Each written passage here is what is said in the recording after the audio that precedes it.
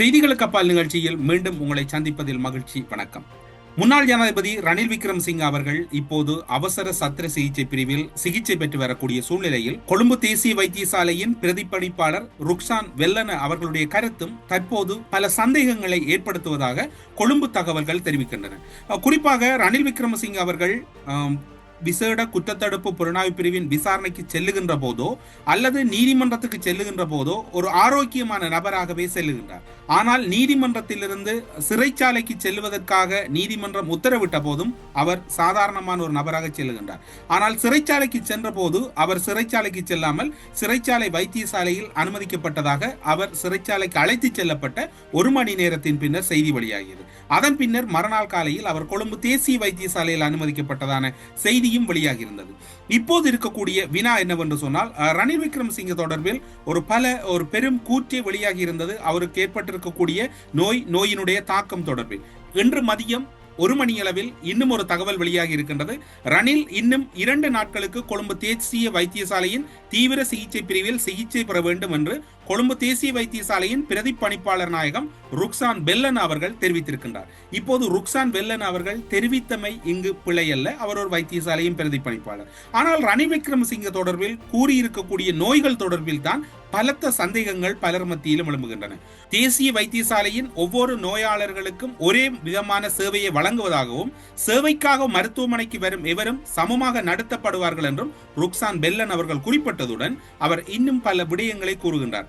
ரணில் இனியோர் அரசியல் கைதி அல்ல. அவர் மேலும் தெரிவிக்கையில், முன்னாள் ஜனாதிபதிகள் இனி ஒரு கைதி அல்ல என்பதால் அவர் தனியார் வைத்தியரை அணுகலாம். இப்போது இருக்கக்கூடிய விடயம் என்னவென்று சொன்னால், இந்த விடயங்கள் எல்லாம் ஒரு பிரதிப்பணிப்பாளர் அவருடைய நியாயாதிக்க எல்லைக்குள் அல்லது அவருடைய பதவிக்குள் கூறலாமா என்பதுதான் இருக்கக்கூடிய வினா. எப்படி இருக்கின்றார் அவருடைய கட்டுப்பாட்டில் இருக்கக்கூடிய நோயாளி? அவர் ஜனாதிபதியாக இருந்தால் என்ன, முன்னாள் ஜனாதிபதியாக இருந்தால் என்ன, ஒரு குடிமகனாக இருந்தால் என்ன, அவருடைய நிலைமைகள் பற்றி தான் கூறலாமே ஒழிய இந்த பேச்சானது அரசியல் பேச்சு போன்று இருப்பதாகவும் பெரும் கருத்தொன்று வெளியிடப்பட்டுக் கொண்டிருக்கு. இதற்கிடையில் முன்னாள் ஜனாதிபதி ரணில் விக்ரமசிங்கின் உடல்நிலை ஆராய தேசிய வைத்தியசாலையின் பிரதிப்பணிப்பாளர் நாயகத்தாலேயே குழு ஒன்று நியமிக்கப்பட்டதாகவும் அதற்கும் தமக்கும் எந்த தொடர்பும் இல்லை என்றும் வைத்தியர் ருக்சான் வெல்லன் அவர்கள் கூறுகின்றார். அங்க இருக்கக்கூடிய பிரதிப்பணிப்பாளர் நாயகம் தான் இந்த விடயத்தை கூறினார், அவர் தான் இதனை நியமித்தார், எனக்கும் அதற்கும் தொடர்பில்லை. உங்களுக்கு ஞாபகம் இருக்கும், ஒரு நாட்டினுடைய முக்கியஸ்தர்கள் அல்லது முக்கிய பிரமுகர்கள் வைத்தியசாலைக்கு செல்லுகின்ற போது அல்லது இவ்வாறான சிகிச்சைகளுக்கு செல்லுகின்ற போது அந்த வைத்தியசாலையின் பெயரில் தான் அறிக்கைகள் வரும். கொழும்பு தேசிய வைத்தியசாலை இந்த தகவலை வெளியிட்டிருக்கின்றது. இப்போது கொழும்பு தேசிய வைத்தியசாலையின் பணிப்பாளராக இருக்கக்கூடிய வைத்தியர் பிரதீப் விஜயசிங்க அவர்கள் தான் இந்த கூற்றினை கூற வேண்டும் அல்ல ஒரு அறிக்கையாக வெளிவர வேண்டும். ஆனால் மணித்தியாலத்துக்கு மணித்தியாலம் ருக்சான் வெல்லன் அவர்கள் அறிக்கை வெளியிட்டுக் கொண்டிருந்தார். இன்று மதியம் கூட அவர் அறிக்கை வெளியிடுகிறார். ஆனால் இவர் இவ்வாறு அறிக்கை வெளியிடலாமா? ஒரு வைத்தியசாலையில் இவ்வாறான நடைமுறை இருக்கின்றதா என்று இலங்கையின் வைத்தியத்துறை சார்ந்திருக்கக்கூடிய தகவல்கள் எமக்கு தெரியாது. ஆனால் இவருடைய கருத்துக்கள் சற்று அரசியல் போன்று இருப்பதாக கூறப்படுகிறது. நோய் எதிர்ப்பு சக்தி குறைவாக இருக்கின்றது, ரணிலுக்கு பாரிய உயிராபத்து ஏற்படலாம் என்று நேற்று குறிப்பிடப்படுகிறது. இன்று இருக்கக்கூடிய அறிக்கையில் இருக்கக்கூடிய தன்மையை பார்த்தால் நேற்று மிக மோசமான நிலையில் பாரிய உயிராபத்து ஒன்று அவருக்கு இருக்கின்றது, எனவே அதிலிருந்து அவரை மீட்டெடுங்கள் என்ற வகையில் தான் இருந்தது. ஆனால் இன்று ருக்சான் வெல்லனவனுடைய கருத்தை பார்க்கின்ற போது வைத்திய நிபுணர்களின் கூற்றுப்படி அவர் இன்னும் ஓரிரு நாட்கள் தங்க வேண்டியிருக்கும். இருப்பினும் அவருக்கு இருந்த கடுமையான பிரச்சனை, அதாவது நீரிழப்பு தொடர்பானது தற்போது படிப்படியாக குறைந்து வருகிறது. நேற்று பிணை வழங்கியவுடன் படிப்படியாக குறைந்து வருகிறது என்று கூறினார்கள். இப்போது இவர் ருக்சான் வெல்லன தொடர்பில் ஒரு சமூக வலைத்தளங்களில் ஒரு காணொலி பதிவாகின்றது. ரணில் விக்ரமசிங்கவின் மேடையில் அவர் மொரட்டுவ பகுதிக்கான ஒரு அமைப்பாளர் பதவியினை பெறுவது போன்ற ஒரு காணொளி வெளியாகி இருக்கின்றது. அதில் அவர் உரையாற்றுகின்ற காணொளியும் இருக்கின்றது. அவர் ஒரு ஐக்கிய தேசிய கட்சியின் ஒரு முக்கிய பிரமுகர் என்று கூறுகின்றார்கள். ஆனால் அவர் அதனை மறுக்கின்றார். இப்போது இருக்கக்கூடிய சூழ்நிலையில் அதுவெல்லாம் பொய்யான தகவல் என்று மறுக்கின்றார். ஆனால் ருக்சான் வெல்லன் அவர்களுடைய கருத்துக்களும் செயற்பாடுகளையும் பார்க்கின்ற போது அவர் ஒட்டுமொத்தத்தில் ஒரு அரசியல் பேச்சு போன்றே அல்லது அரசியல் பங்குதாரர் போன்றே இந்த விடயத்தில் நடந்து கொண்டதாக கூறப்படுகிறது. ஒட்டுமொத்தத்தில் நீதிமன்றமும் ஒரு விடயத்தை கூறியது. இந்த விடயத்தில் இந்த அறிக்கைகளின் தன்மைகளை நாங்கள் நம்பிக்கை அடிப்படையில் கொழும்பு தேசிய வைத்தியசாலையின் நம்பிக்கையை ஏற்றுக்கிறோமே ஒழிய நாங்கள் தீவிர விசாரணை செய்யவில்லை என்கின்ற ஒரு கருத்தை முன்வைத்தார்கள். திலிப்ப பீரிஸ் அவர்களுடைய கடுமையான வாதமாக இருந்தது, இந்த விடயங்களில் மீண்டும் கரிசனை செலுத்துங்கள் என்ற போது நீதிபதி அவர்கள் இந்த ஒரு முடிவை எடுத்திருந்தார். இதில் ருக்சான் வெல்லன கூறுவது போன்று இது ஒரு சுயாதீனமான அறிக்கையா, உண்மையில் ரணில் விக்ரமசிங்கே அவர்கள் அவ்வாறான நோய்களால் பாதிக்கப்பட்டிருக்கிறார்களா, அவருக்கு இதய சத்திர சிகிச்சை செய்ய வேண்டி வரும் என்கின்ற ஒரு தகவல் இன்று வருகின்றது. மீண்டும் இப்படி பார்க்கின்ற போது பழைய ஞாபகம் ஒன்றுதான் வருகின்றது. 2023 ஆண்டு காலப்பகுதியில் தமிழ்நாட்டினுடைய அமைச்சராக இருக்கக்கூடிய செந்தில் பாலாஜியை அமலாக்கத்துறையினர் கைது செய்ததை அடுத்து பல்வேறு முறையில் அவர் பிணை கேட்கப்பட்டது, பிணை நிராகரிக்கப்பட்டது, 58 முறை அவருக்கான நீதிமன்ற காவல் நீடிக்கப்பட்டது. அவர் ஒரு கட்டத்தில் செந்தில் பாலாஜி வைத்தியசாலை, அதாவது அவர் வைத்தியசாலைக்கு செல்லும் வரைக்கும் அவர் ஒரு ஆரோக்கியம் இல்லாதவர் அல்லது வைத்தியசாலையிலே சிகிச்சை பெற்றவர் போன்ற எந்த ஒரு தகவலும் அவருடைய குடும்பத்தாரோ அல்லது மேலதிகமான யாருமோ வெளியிடவில்லை. ஆனால் செந்தில் பாலாஜி உடனடியாக மருத்துவமனையில் அனுமதிக்கப்பட்டதோடு அவருக்கு இதய சத்திர சிகிச்சை வைத்தியசாலை, தனியார் வைத்தியசாலையில் ஒன்றிலே மேற்கொள்ளப்பட்டது. இப்போது இங்கு ருக்சான் வெல்லன் அவர்களும் கூறுகின்றார், இனி அவர் கைதி அல்ல, அவர் விரும்பினால் தனியார் வைத்தியசாலையில் இந்த சிகிச்சைகளை மேற்கொள்ளலாம் என்று கூறப்படுகிறது. அவ்வாறாயின் ரணில் விக்ரமசிங்கே தனியார் வைத்தியசாலைக்கு விரைவில் மாற்றப்பட இருக்கின்றாரா, அதனைத் தொடர்ந்து பல விடயங்கள் அங்கு இடம்பெறப் போகின்றனவா, சத்திர சிகிச்சைகள், அவருடைய உடல் சம்பந்தமான விடயங்கள் இடம்பெறப் போகின்றன என்பதுதான் இங்கு இருக்கக்கூடிய சந்தேகம். ஆனாலும் கூட இன்னும் பலரும் கேட்கின்றார்கள், கொழும்பு மகேசின் சிறைச்சாலையாக இருக்கலாம் அல்லது போகம்பர சிறைச்சாலையாக இருக்கலாம், தடுத்து வைக்கப்பட்டிருக்கக்கூடிய அரசியல் கட்சிகள் நோய் வந்து வைத்தியசாலை, சிறைச்சாலை வைத்தியசாலையில் தான் அவர் அநேகமானவர்களுக்கு சிகிச்சை வழங்கப்படுகின்றது. ஆனால் அந்த சிகிச்சை வழங்கப்பட்டும் பலர் பலனளிக்காமல் இறந்திருக்கின்றார்கள். இலங்கையில் சட்டம் அனைவருக்கும் சமம் என்று நேற்றைய தினம் அனுரகுமார கூறுகின்றார். இன்று தேசிய வைத்தியசாலையின் பிரதி பணிப்பாளர் நாயகமாக இருக்கக்கூடிய ருக்சான் வெல்லன கூறுகிறார். ஆனால் அவ்வாறான ஒரு செயற்பாடு குடிகள் மீது காட்டவில்லை, அதாவது பொதுமக்கள் மீது காட்டவில்லை என்கின்ற ஒரு விமர்சனமும் இருக்கின்றது. இது இவ்வாறு இருக்கின்ற போது அமைச்சரவை கூட்டத்தின் பின்னர் அங்கு அமைச்சர் விஜித கேரத் அவர்களிடமும் ஒரு கேள்வி கேட்கப்படுகின்றது. இந்த ருக்சான் வெல்லன மீதான சந்தேகம் தொடர்பான கேள்வி கேட்கப்படுகின்ற போது அது நீதிமன்றம் பார்த்துக்கொள்ளும், அது நீதிமன்றத்தில் இருக்கின்ற விவகாரம் என்று சொல்லி அவர் மிக லேசான முறையில் அந்த பதிலினை கூறி அந்த இடத்திலிருந்து வெளியேறி செல்லுகின்றார். ஐக்கிய தேசிய கட்சியின் முக்கிய பிரமுகர் வஜிர அபயவர்த்தன் அவர்கள் ஒரு கூற்றை கூறுகின்றார். அவருடைய நாளாந்த செயற்பாடு, ரணில் விக்ரமசிங்கவின் நாளாந்த செயற்பாடு நேர கணிப்பின் அடிப்படையில் இடம்பெறும். அவ்வாறான ஒருவர் இவ்வாறு தடுத்து வைக்கப்பட்டிருக்கின்றமை பெரும் சந்தேகங்களை ஏற்படுத்துகின்றது. அவருடைய உணவாக இருக்கலாம், அவருடைய உடற்பயிற்சிகளாக இருக்கலாம், அனைத்துமே ஒரு நேர அடிப்படையில் இடம்பெறுகிறது என்ற ஒரு கூற்றை அவர் ஒரு புறத்திலே கூறுகின்றார். ஆனால் இப்போது இருக்கக்கூடிய ஒட்டுமொத்த சந்தேகம் என்னவென்று சொன்னால், கொழும்பு தேசிய வைத்தியசாலையின் பணிப்பாளர் ருக்சான் வெல்லனவா அல்லது பிரதீப் விஜயவர்த்தனவா என்பதுதான் இப்போது இருக்கக்கூடிய சந்தேகம்.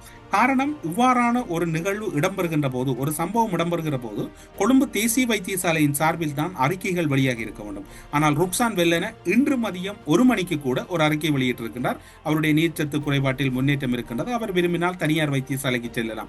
இன்று காலையில் ஒரு அறிக்கை வெளியாகி இருந்தது, அவருக்கு இதய சத்திர சிகிச்சை செய்ய வேண்டும் என்று சொல்லி.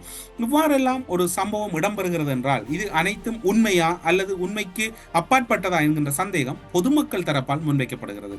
கைதுக்கான பிணை கிடைக்கப்பட்டது அல்லது நீதிமன்றத்தினூடாக அந்த பிணை அவர் குற்றவாளியாக நிரூபிக்கப்படும் வரை அவர் நிரபராதிதான்.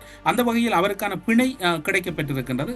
அவருடைய சார்பில் ஆஜரான சட்டத்தரணிகள் வாதத்தால் அந்த பிணை அவருக்கு கிடைத்திருக்கின்றது. அது ஒரு புறம் இருக்க, இப்போது ரணில் விக்ரமசிங்கவுக்கு சொல்லப்பட்டிருக்கக்கூடிய நோய்கள் அனைத்தும் கூறுவது போன்று அந்த நோய்கள் அதிக அளவில் தாக்கம் இருக்கின்றதா என்பதுதான் இருக்கக்கூடிய சந்தேகம். ஆனால் ருக்சான் வெல்லனவின் கூற்றும், ஆனால் இப்போது இருக்கக்கூடிய பணிப்பாளர் பிரதீப் விஜயவர்த்தன எங்கும் அவரை காணவில்லை. ருக்சான் வெல்லன தான் வருகிறார். 6 பேர் கொண்ட மருத்துவ அதிகாரிகளால் தான் இந்த அறிக்கை நீதிமன்றத்துக்கு சமர்ப்பிக்கப்பட்டிருக்கிறது. அந்த ஊடகங்களை சந்திக்கின்ற போது தொடர்ச்சியாக ருக்சான் வெல்லன சந்திக்கிறார். அப்படியாயின் ரணில் விக்ரமசிங்கவின் வியாதி அல்லது நோய் தொடர்பில் பலருக்கும் இப்போது சந்தேகம் வந்திருக்கின்றது. இந்த நோய் தாக்கம் தொடர்பில் பலரும் கேள்வி கேட்கின்றார்கள். நீதிமன்றத்தில் சமர்ப்பிக்கப்பட்ட அறிக்கை தொடர்பில் பலரிடமும் சந்தேகம் நிலவுவதாக கூறப்படுகிறது. நீர்ச்சத்தில், அதாவது பிணை அனுமதிக்கப்பட்ட பின்னர் நீர்ச்சத்தில் முன்னேற்றம் ஏற்படுவதாக ருக்சான் வெல்லன கூறுகிறார். அப்படியாயின் என்ன இடம்பெறுகிறது?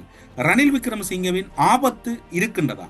தனியார் வைத்தியசாலைக்கு ரணில் விக்ரமசிங்கே மாற்றப்பட்டால் அவருக்கான பாதுகாப்பு சரியாக இருக்குமா?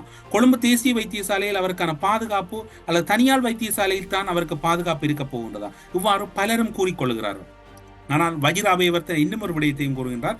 வெலிக்கடை சிறைச்சாலை அமைந்திருக்கக்கூடிய 43 ஏக்கர் வளாகம் என்பது ரணில் விக்ரமசிங்கவின் பரம்பரையான ஒரு சொத்தாக இருக்கின்றது. அதனுடைய இறுதி உரிமம் ரணில் விக்ரமசிங்கவுக்கு வழங்கப்பட்டிருக்கிறது. இப்படியான ஒரு முக்கியமான ஒரு கொடைவள்ளலாக இருந்தவர் தான் ரணில் விக்ரமசிங்கே. அவ்வாறானவர் மீது இவ்வாறான குற்றச்சாட்டுகள் ஏற்க முடியாது என்கின்ற ஒரு தர்க்கம் இப்போது மேலதிகமாக செல்கின்றது. எனவே ஒட்டுமொத்தத்தில் ருக்சான் வெல்லனவின் கருத்து உண்மையானதா அல்லது நீதிமன்றம் கூறுவது போன்று அந்த ருக்சான் வெல்லன நீதிமன்றத்தில் சமர்ப்பித்த அறிக்கையும் விசாரணைக்கு உட்படுத்தப்பட போகின்றனவா? திலீப பீரிஸ் அவர்களுடைய வாதமாக அது அடுத்த முறை நீதிமன்றத்தில் எடுத்துக்கொள்ளப்படுமா அல்லது அடுத்த முறை நீதிமன்றத்துக்கு அந்த தவணை வரும் வரைக்கும் ரணில் விக்ரமசிங்கே அவர்கள் தனியார் வைத்தியசாலையில் சிகிச்சை பெறப் போகின்றாரா?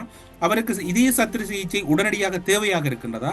கடந்த காலங்களில் இருந்தபோது ரணில் விக்ரமசிங்கே ஒரு ஆரோக்கியமானவராக கூறப்பட்ட நிலையில் ஒரே குழப்பமாக இருக்கிறதாக பொதுமக்கள் மத்தியில் பேசப்படுகிறது. இதற்கு யார் பொறுப்பு கூற வேண்டும், யார் பதில் கூற வேண்டும் என்று தெரியவில்லை. ஆனால் கொழும்பு தேசிய வைத்தியசாலையின் பிரதி பணிப்பாளராக இருக்கக்கூடியவர் யார் என்கின்ற கேள்விதான் இருக்கின்றது. ஒரு காணொலியை மட்டும் நீங்கள் பாருங்கள். அந்த காணொலியில் அவர் கதைக்கின்ற விடயம் அரசியலாக இருக்கின்றது. அந்த அரசியல் கதைக்கக்கூடியவர் பிரதி பணிப்பாளர் நாயகமாக செயற்படலாமா என்கின்ற சந்தேகம் இருக்கின்றது. அவருக்கு இந்த அதிகாரத்தை வழங்கியது யார்? கடந்த காலங்களில் இவர் கடுமையான விமர்சனங்களையும் முன்வைத்திருக்கின்றார். ஒட்டுமொத்தத்தில் ரணில் விக்ரமசிங்கவுக்கு இதய சத்திர சிகிச்சை உண்மையில் நடைபெறுமா? நீர்ச்சத்து குறைபாடு இப்போது அதிலிருந்து அவர் ஓரளவு முன்னேற்றம் காணப்படுவது போன்று இதே சத்திர சிகிச்சையும் அவருக்கு தேவையில்லை, அவருடைய வாழ்வுகள் எல்லாம் சீராக இயங்குகின்றன என்கின்ற அறிவிப்பு வெளிவருமா? அல்லது அவர் உண்மையில் ஒரு முன்னாள் ஜனாதிபதி ஆரோக்கியமாக இருக்க வேண்டும், அவருடைய ஆரோக்கியம் முக்கியம், ஆனால் அவரிடம் இருக்கின்ற நோய்களை இந்த வைத்தியர்கள் கூறுகின்றார்களா அல்லது இல்லாத நோய்களை கூறுகிறார்களா என்பதுதான் இப்போது இருக்கக்கூடிய சந்தேகம். இப்போது என்ன இடம்பெறப் போகிறது, எப்படி இடம்பெறப் போகிறது, கைதுகள் இடம்பெறப் போகின்றனவா அல்லது ருக்சான் வெல்லன மீது ஒரு விசாரணை இடம்பெறுமா? உண்மையில் இந்த சாத்தியக்கூறுகள் எல்லாம் தென்படுவதற்கு உண்மையான காரணங்கள் இருக்கின்றனவா என்கின்ற சந்தேகம் எல்லோரிடம் இருக்கின்றது. பொறுத்திருந்து பார்ப்போம். ரணில் விக்ரமசிங்கவுக்கு இதே சத்திர சிகிச்சை நடைபெறுமா? உயிராபத்திலிருந்து மீண்டு விட்டாரா?